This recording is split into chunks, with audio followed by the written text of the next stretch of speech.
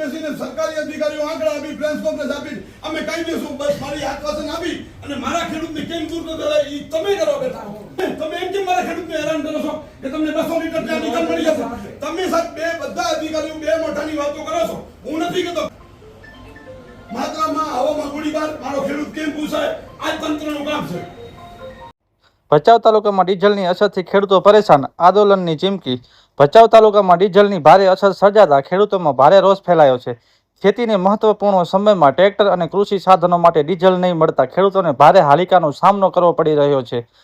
અનેક પેટ્રોલ પંપો પર કલાકો સુધી લાઇનમાં ઊભા રહેવા છતાં પૂરતું ડીઝલ મળતું નથી।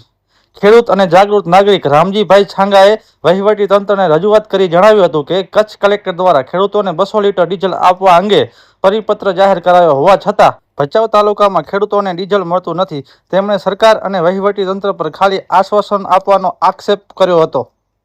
ખેડૂતોએ માંગ કરી છે કે તાત્કાલિક ડીઝલનો પૂરતો જથ્થો ઉપલબ્ધ કરવામાં આવે।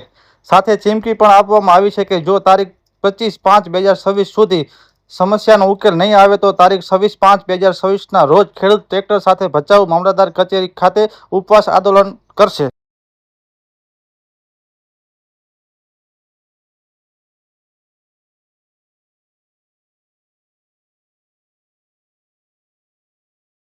ખેડૂતોને એવી સમસ્યા છે, મારો ખેડૂત દેશનો હૃદય છે, આ હૃદય બેસી જશે તો દેશની હાલત શું થશે?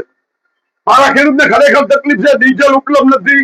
કચ્છ કલેક્ટર શ્રી એવું કહેતા હોય કે ખેડૂત 7 બાર લઈને જશે તો 200 લીટર ડીઝલ મળશે।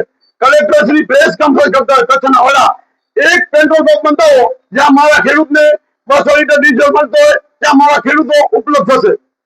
અને ખાસ કરીને રામજીભાઈ એ પણ સમસ્યા કે અન્ય બીજા લોકો પર ડીઝલ લઈ જાય તો ખેડૂતોને ક્યાંક નથી મળતો એવો। અરે એવી પરિસ્થિતિ છે, ખેડૂતને 20 લીટર ડીઝલ હોવો મુશ્કેલ છે। અને જે તમે જોઈ લો મોટા માથા છે તેને કાંઈ પણ અટકતું નથી, ઉદ્યોગપતિઓનો કાંઈ અટકતો નથી। મારું ખેડૂત એટલો પીડા છે, અમારો ત્યાં વેચના હૃદયમાં સમાતી નથી।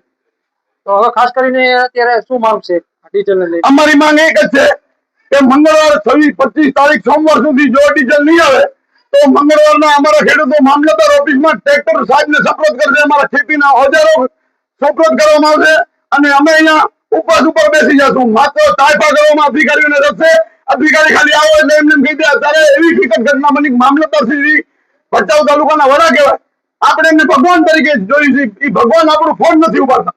એટલે વિચાર કરો તમે કે માણસની અને ખેડૂતની સમસ્યા શું છે? મારો ખેડૂત પીછે છે એને અમે જોઈ નથી શકતા।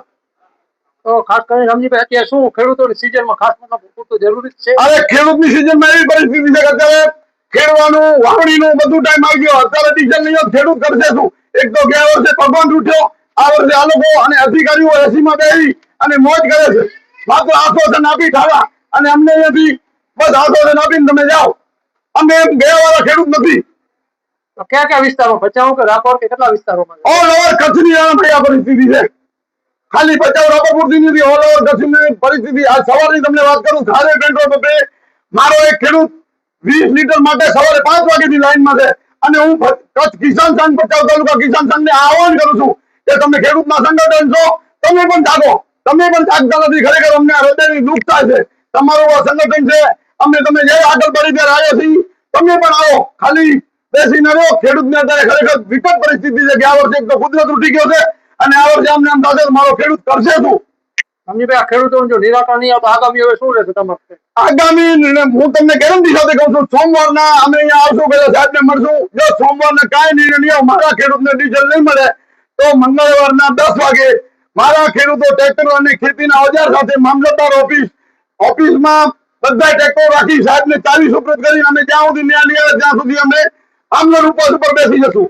અને ભચાઉ તાલુકાના ખેડૂતોનું આહવાન કરું છું કે ખરેખર તમે કેરબા લઈને દોડો છો એના કરતા તમારા ઓનને મુજબ બનાવો, અમને સૌને સહકાર આપો, આપી લડત અમે લડી છીએ, અમને પણ સહકાર આપો, એવી મારી આપ સૌની પાસે એક ખેડૂતના દીકરા તરીકે હૃદયની લાગણી છે। ખાલી પરિપત્રને શું કરવાનું સાહેબ? તમારો આધાર લઈ જવાનો, તમારો આધાર કાર્ડ લઈ જવાનો। અરે સાહેબ, આધાર કાર્ડ 7 બાર 8 તમે જ્યાં કયો ને જ્યાં સ્ટોક હોય ત્યાં મારા ખેડૂત જશે। તમે મને એક પેટ્રોલ પંપ એવો બતાવો જ્યાં મારા ખેડૂતને 200 નહીં 40 લીટર ડીઝલ મળતો હાલો, તો પરિપત્રનો અમલ કોણ કરાવશે? મારા ખેડૂત એટલા દુઃખી છે સાહેબ ખરેખર કે આ વેદના મારાથી રહી શકાતી નથી. તમે માત્ર સાહેબ પરિપત્ર ઓફિસોમાં પાડી આજે કલેક્ટરનો આદેશ કોઈ ન મળતો તો પ્રજાને જવું ક્યાં? સરકાર બહાર પણ પાડે. એમની સરકારના અધિકારી કોણ છે? મારે અમલ કરવાનું છે. સરકારના અધિકારી ગયા હોય બધાએ આજે મારી વસંતો તાલુકામાં આપની જોબ કરનાર છે. 100% આવે. આ તો તંત્ર શું કરી રહ્યું છે બોલો? પ્રજાનું આજ પ્રજાને કીધું આજની તારીખની અંદર સાહેબ તમને રિયલી વાત કહું, ભગવાનની સાક્ષી ખારોલીની અંદર મારા ગામના ખેડૂતો 20 લીટર ડીઝલ માટે સવારના 5 વાગ્યાથી તડપે છે. આખા તાલુકાના ખેડૂતની આ સમસ્યા છે. હવે આનું અમલ કોણ કરાવશે મને આપજો. કોઈ પેટ્રોલ પંપ ઉપર ક્યાંય ડીઝલ છે નહીં, ક્યાંય પણ નથી. મારા ખેડૂતને સાહેબ શું કરવાનું? મારા ખેડૂતને કરવાનું શું આપજો? ત્યાંથી આપના કલેક્ટર શ્રી એવું કરતા હોય, પ્રેસ કોન્ફરન્સ યોજીને એવું કહેતા હોય ખેડૂત 7/8 અને લઈને જશે આધાર કાર્ડ તો મળશે. તો હવે જાવું ક્યાં? તમે કહો તમારા ખેડૂતને મોકલો. આપ જે પેટ્રોલ પંપ ઉપર જથ્થો ઉપલો હોય ત્યાં મોકલો.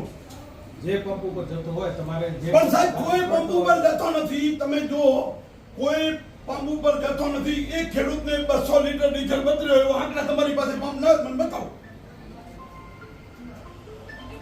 માત્રામાં હવામાં ગોળીબાર મારો ખેડૂત કેમ પૂછાય? આ તંત્રનું કામ છે. આપ સાહેબ ઓફિસમાં બેઠો છો, મારો ખેડૂત 40 ડિગ્રી તડકામાં એના બાળ બચ્ચામાં કપડા પહેરવાની ક્ષમતા નથી ધરાવતો. અમારી સાહેબ દુર્દશા છે.